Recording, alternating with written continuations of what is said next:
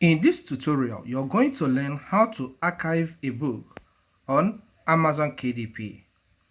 A book is archived when the publisher unpublishes it because he does not need it on the platform again, and he goes ahead to archive it because he doesn't want it to exist in Amazon's store any longer. So follow me as I walk you through on how you do that. The next step you need to take is to open your web browser which you use in logging in.